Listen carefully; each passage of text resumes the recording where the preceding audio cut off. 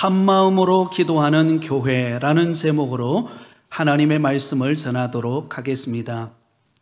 미국의 제35대 4대 대통령으로 취임한 아이젠하워 대통령이 있습니다. 그가 대통령으로 취임하고 난 후에 백악관에서 첫날 밤을 보냈습니다. 그런데 첫날 밤을 보내는 동안 너무너무 두려웠습니다. 그 이유는 이제 대통령이 되어서 나라를 다스리는 그 중책을 맡았는데 그에 비하여 자신을 돌아보니까 너무나 부족하고 또한 연약함을 느끼게 되었기 때문입니다. 그래서 잠을 이루지 못하고 두려움으로 첫날 밤을 보내고 난 다음에 그는 친구 국회의원들에게 연락을 하여서 기도하는 집무실로 빨리 와달라고 요청했습니다. 그리고는 백악관에 그 친구 국회의원들을 불러놓고 함께 기도를 하고 업무를 시작했다고 합니다. 이것이 오늘날 미국의 국가 조찬 기도회의 첫 출발이 되었다고 합니다. 그 이후에는 어떻게 되었을까요? 늘 하나님 앞에 기도하며 하나님이 주시는 지혜로 나라를 다스렸던 이 아이젠하워 대통령은 미국 역사에 길이 남는 훌륭한 대통령으로 인정받게 되었다는 것입니다. 사랑하는 성도 여러분, 우리가 믿음의 길을 걸어가는 과정 속에 찾아오는 수없는 어려운 환경과 또 시련과 고난을 경험하게 됩니다. 그때 우리가 힘써야 할 것이 무엇일까요? 그것은 바로 한마음으로 기도하는 것입니다. 왜냐하면 이 기도는 전능하신 하나님의 도움을 받는 통로가 되기 때문입니다. 오늘 우리가 읽었던 본문의 말씀에 보면 그 당시 사내들인 공의회 앞에 끌려가서 신문을 받고 위협을 받았던 베드로와 요한이 무혐의로 풀려나게 되어서 동료들이 있는 교회로 달려가서 그동안 자신들에게 일어났던 일들을 그들에게 이야기했습니다. 여러분, 이 사도 베드로와 요한에게 일어났던 일들이 무엇이었습니까? 바로 사도행전 4장 17절 18절에 보면 나옵니다. 이것이 민간에 더 퍼지지 못하게 그들을 위협하여 이후에는 이 이름으로 아무에게도 말하지 말게 하자 하고 그들을 불러 경고하여 도무지 예수의 이름으로 말하지도 말고 가르치지도 말라 하니, 사내들인 공의회 회원들이 사도인 베드로와 요한에게 위협하며 했던 말이 무엇입니까? 예수님의 이름으로는 다시는 말하지도 말고 가르치지도 말라. 다시 말하면 다시는 복음을 전하지 말라라는 경고였습니다. 여러분, 그러자 그 말을 들었던 이 베드로와 요한이 그가 달려가서 사도들과 성도들에게 그 있었던 이야기를 들려주었습니다. 그러자 여러분, 그 말을 들었던 사도들과 그리고 성도들은 어땠을까요? 두려워하며 떨며 낙심했을까요? 그렇지 않습니다. 오히려 그들은 한 마음으로 합심하여 하나님 앞에 기도하게 됩니다. 23절 24절을 우리 같이 읽습니다. 사도들이 노임에 그 동료에게로 가서 제사장들과 장로들의 말을 다 알리니 그들이 듣고 한 마음으로 하나님께 소리를 높여 이르되 대주제여 천지와 바다와 그 가운데 만물을 지은 이시오. 자, 여러분, 베드로와 요한이 종교 권력자들에 의해서 체포되어서 위협을 받고 다시는 복음을 전하지 말라, 그렇게 위협하고 돌려보냈죠. 그 있었던 이야기를 사도들과 그리고 성도들에게 들려주었을 때 웬만하면 두려움에 사로잡혀서 그 위협을 당한 것에 주눅이 들어서 그들은 여러분 예수 믿고 복음 전하는 것을 주저했을 것입니다. 그런데 초대 예루살렘 교회는 달랐습니다. 베드로와 요한이 전해주는 그 이야기를 듣고 그들은 도리어 함께 모여서 하나님 앞에 합심하여 기도함으로 그 위기를 돌파해 나가는 믿음의 성도들의 모습을 우리에게 보여주고 있습니다. 사랑하는 성도 여러분, 때로는 우리가 이 세상을 살아갈 때 찾아오는 수많은 위험과 또 두려움과 여러 가지 힘든 환경 속에서 우리가 결코 놓치지 말아야 될 것이 무엇인가? 그것은 한 마음으로 하나님께 기도하는 것입니다. 하나님께 도움을 구하여서 하나님의 은혜가 임하여서 그 모든 위협과 두려움과 그 모든 힘든 환경으로부터 벗어날 수 있도록, 하나님의 뜻을 따라 행할 수 있도록 저와 여러분이 기도하는 믿음의 성도가 되실 수 있기를 바랍니다. 지난주 화요일에 한 가정의 성도의 가정에 신방을 가게 되었습니다. 그 성도의 가정에 신방을 갔더니 그 성도님과 그 아드님의 형제님과 그리고 처음 보는 어떤 타교의 집사님이 그곳에 와서 함께 예배를 드리게 되었습니다. 그 타교에서 온 그 집사님이 평소에 이 성도님의 그 영업장에 가서 늘 전도를 하셨던 분이셨습니다. 그리고는 그 가정이 믿음의 가정이 되기를 위하여 오랫동안 기도하여서 또 그런 과정 속에서 우리 성도님의 가정이 우리 교회에 오게 되었는데요.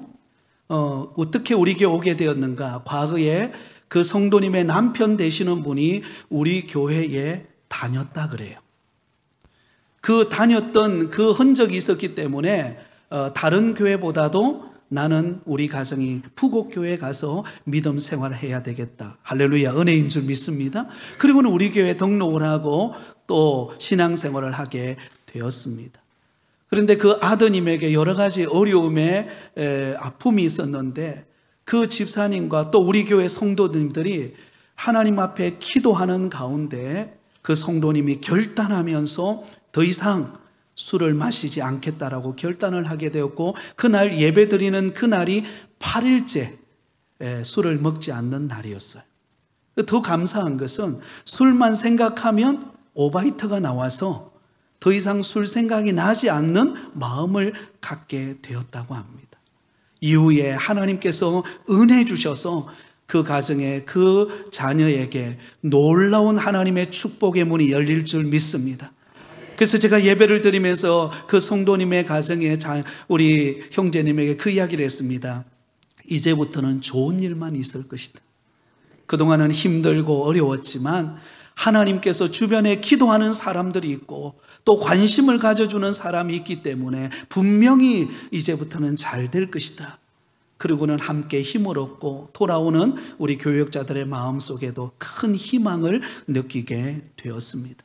사랑하는 성도 여러분, 한 마음으로 어렵고 힘든 형제와 자매를 위하여 기도해 준다는 것, 그것이 여러분 믿음 안에서 한 가족이 된 성도의 모습이어야 할 줄 믿습니다. 베드로와 요한이 위협을 당하여서 더 이상 복음을 전하지 말라라는 경고를 들었지만, 그러나 사도들과 성도들이 함께 모여 합심하여 한 마음으로 기도하는 그 기도를 통하여 그 위기를 돌파하고 초대 예루살렘 교회 안에는 더 놀라운 부흥의 역사가 일어나는 계기가 되었다는 것입니다. 사랑하는 여러분, 여러분들은 힘들고 고난당하고 어려울 때 어떻게 하시나요? 그 어렵고 힘든 환경을 바라보며 낙심이 되고 주저앉고 때로는 더 이상 내 힘으로 아무것도 할 수 없다라고 우울감에 젖어 여러분 모든 소망을 잃어버리고 살아가고 계시지 않습니까? 그렇다면 오늘 이 주시는 이 말씀을 붙잡고 다시금 용기를 내어서 하나님 앞에 기도하며 일어서는 여러분 되기를 바랍니다. 또한 우리 성도들 가운데 그런 아픔과 고통을 겪고 있는 성도들을 우리는 바라보면서 함께 한 마음으로 기도해 주므로 하나님께서 우리 교회를 든든히 세워져 가는 놀라운 하나님의 역사를 체험하는 우리 부곡교회 성도들이 되시기를 예수님의 이름으로 축원드립니다. 자, 드디어 베드로와 요한의 그 이야기를 들었던 사도들과 성도들이 하나님 앞에 기도하기 시작합니다. 24절입니다. 그들이 듣고 한 마음으로 하나님께 소리를 높여 이르되 대주제여 천지와 바다와 그 가운데 만물을 지으신 이시오.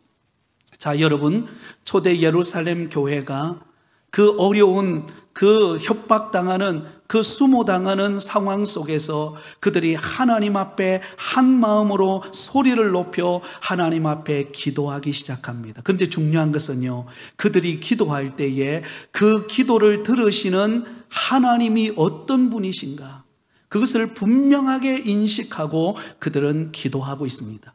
24절 하반절에 이렇게 기도하죠.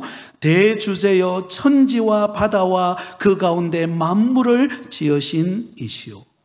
여러분, 지금 초대 예루살렘 교회 성도들이 한마음 한뜻 되어 하나님 앞에 기도하는 그 기도를 들으시는 하나님은 어떤 분이십니까? 대주제가 되시는 하나님이십니다. 다시 말하면 온 세상 모든 만물의 주관자가 되시는 그 하나님께 기도하고 있다라는 것입니다. 여러분, 우리 하나님은 저와 여러분의 눈에 보이지 않습니다. 그러나 그 하나님은 오늘도 살아계셔서 우리 가운데 역사하고 계시는 줄 믿습니다. 그 하나님은 어떤 분이신가? 온 우주 만물을 주관하고 다스리시고 인도하시는 분이십니다. 천지와 바다와 그 가운데 만물을 지으신 이시오. 여러분, 하나님께서 온 우주 만물을 만드시고 창조하신 분이시고 저와 여러분을 지으신 분이시기 때문에 누구보다도 우리를 잘 아시는 분이 누구실까요? 네, 그 하나님이십니다. 온 우주 만물의 주관자가 되시는 그 하나님은 저와 여러분의 모든 내면의 속사정까지도 다 알고 계시는 하나님이신 줄 믿습니다. 그 하나님 앞에 지금 이 어려움의 환경 속에 놓여져 있는 그 힘든 문제를 놓고 한마음 한뜻 되어 하나님 앞에 기도하고 있다라는 것입니다. 사랑하는 성도 여러분, 저와 여러분의 기도를 들으시는 하나님은 저와 여러분을 주관하고 계시는, 우리의 모든 속사정을 아시고 우리의 형편을 아시고 때를 따라 돕는 은혜로 역사하실 수 있는 전능하신 하나님이 오늘도 우리 가운데 살아 역사하고 계심을 믿으시기 바랍니다. 그리고 그 하나님 앞에 기도하며 나아가는 복된 걸음이 되시기를 예수님의 이름으로 축원드립니다. 자, 그렇다면 역사를 주관하고 계시는 그 하나님 앞에 여러분, 이 초대교회 성도들이 한마음 한뜻 되어 하나님 앞에 드린 기도의 내용이 무엇입니까? 세 가지의 기도였습니다. 첫 번째 기도는 외부의 위협함을 돌아봐 달라는 기도였습니다. 오늘 본문 29절 상반절에 보면 이렇게 기도합니다. 주여, 이제도 그들의 위협함을 굽어 보시옵고.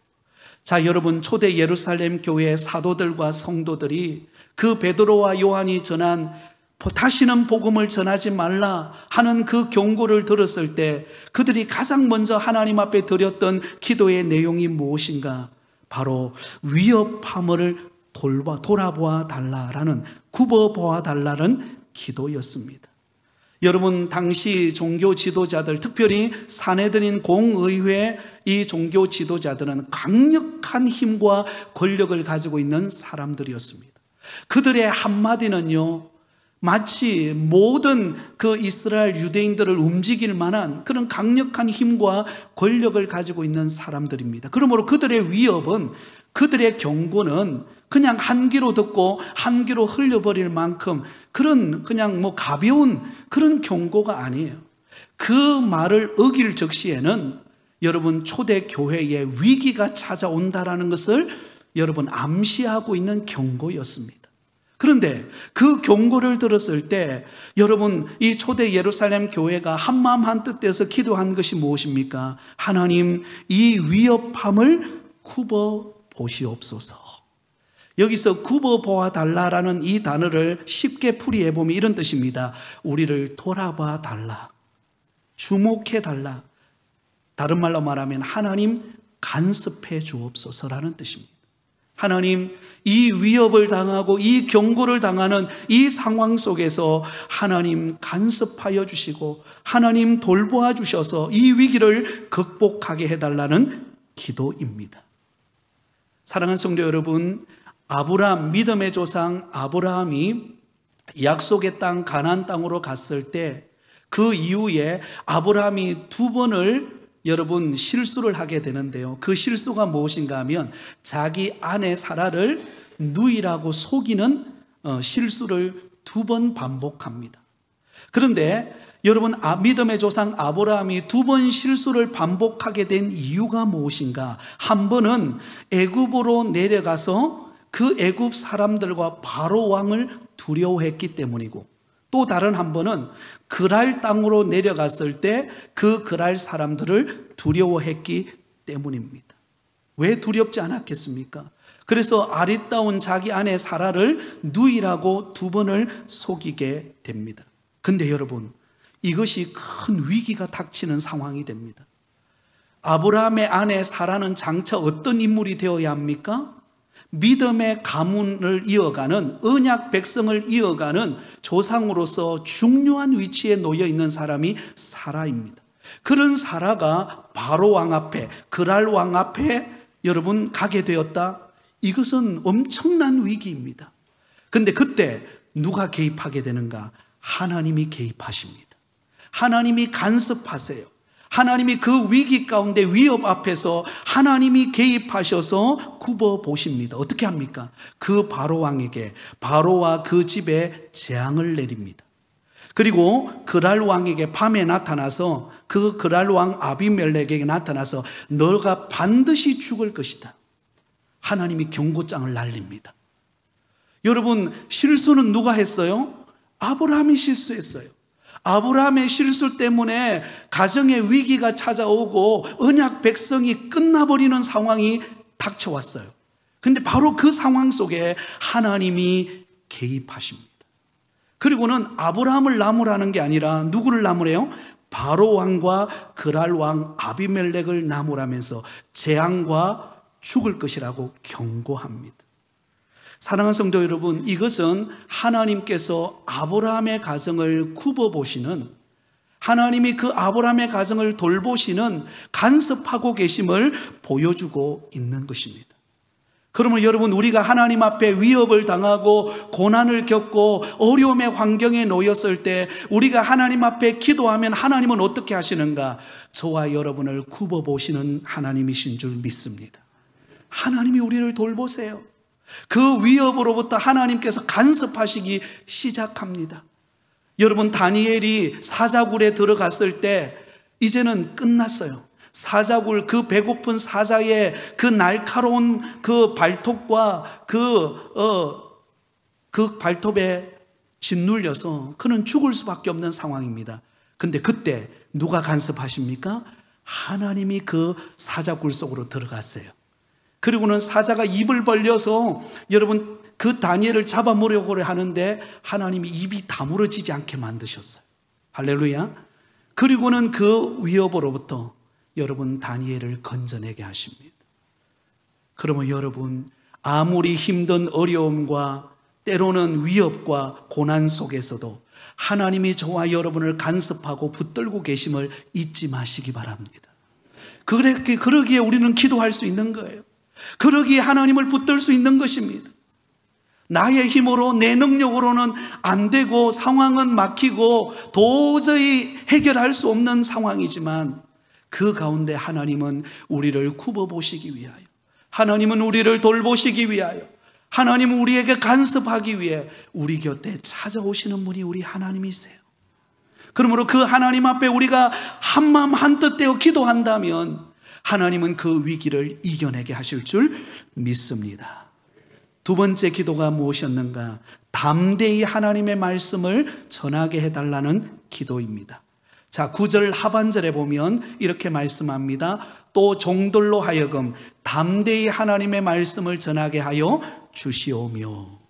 자, 여러분, 지금 종교 최고 권력을 가진 지도자들이 그 초대 예루살렘 교회를 향하여 한 방을 날렸습니다. 다시는 복음 전하지 말라. 만약에 복음을 전하면 그 예루살렘 교회를 없애버리겠다. 이게 전제되어 있는 것입니다. 그런데 그 위협과 그 두려움 속에서 초대 예루살렘 교회 성도들이 한마음 한뜻 되어서 기도했던 내용이 무엇인가? 하나님 종들에게 그 힘든 상황 속에서도, 그 막혀있는 위협 속에서도 주눅들지 않고 뒤로 물러서지 않고 담대하게 하나님의 복음을 전하게 하여 주옵소서. 대단한 믿음이죠. 대단한 고백 아닙니까? 우리 같으면 슬슬슬슬 그냥 뒤로 피해가지고 어떻게 하든지 이 위기를 모면하려고 기도의 자리에서 그냥 쏙 사라져고 나중에 한참 지나고 난 다음에 올 것 같은데, 초대 예루살렘 교회는 그렇게 하지 않았어요. 위협이 찾아올수록, 고난이 찾아올수록 더욱더 담대하게 복음을 전하게 해달라고 기도하고 있습니다. 그 담대한 기도가 하나님의 뜻을 이루는, 하나님의 역사를 나타내는 기도인 줄 믿으시기를 바랍니다. 여러분, 성경 지식이 많은 사람이 복음 전하는 것 아니에요. 교회 생활 오래 했다고 다 복음 전하는 거 아닙니다. 어떤 사람이 복음 전합니까? 담대하고 성령 충만한 사람이 복음을 전합니다. 그 사람이 예수 믿은 지 이제 한 달밖에 되지 않았지만, 그 사람이 교회에 와서 은혜 받고 세례 받은 지 얼마 되지 않았지만, 그러나 그 마음속에 하나님이 주시는 담대한 능력이 있다면 어떤 상황 속에서도 나아가서 담대하게 복음을 전할 수가 있다는 거예요. 여러분, 도둑들은 굉장히 담대합니다. 밤이 되면은요, 이 도둑들은요, 날개를 펴니다. 어디 가서 좀 훔쳐올 것 없나 호시탐탐 노리면서 빈집을 찾고 문이 열려있는 집을 찾습니다. 그거 아무나 못하는 거예요. 담대하기 때문에 그 일을 하는 것입니다. 하물며 생명의 복음으로 구원받은 저와 여러분이라고 한다면 우리는 어떠해야 하겠습니까? 담대하게 복음 전하는 것이 마땅하지 않겠습니까? 요한복음 16장 33절에 이렇게 말씀합니다. 우리 같이 읽습니다. 이것을 너희에게 이르는 것은 너희로 내 안에서 평안을 누리게 하려 함이라. 세상에서는 너희가 환난을 당하나 담대하라. 내가 세상을 이기었노라. 할렐루야. 여러분, 세상은 우리를 위협하고 때로는 우리가 어찌할 수 없는 여러 가지 고난과 위기와 압제로 말미암아서 숨통을 지어올지만, 그러나 여러분 분명히 기억하시기 바랍니다. 담대하라. 왜냐하면 우리 예수님께서 세상을 이기셨기 때문에. 우리 예수님의 보혈의 능력은 그 어떤 위기와 고난도 능히 승리케 하셔서 우리 가운데 은혜 주시고 승리를 베풀고 있기 때문인 줄 믿습니다.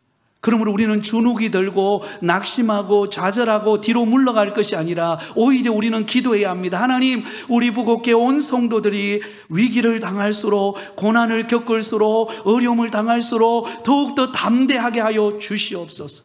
고난 앞에 뒤로 물러서는 자가 아니라 마치 연어가 자기 고향이 있는 그 시냇가를 향하여 다시금 그슬로 올라가듯이 우리의 신앙이, 우리의 믿음이 그슬로 올라가는 믿음이 되게 하여 주옵소서.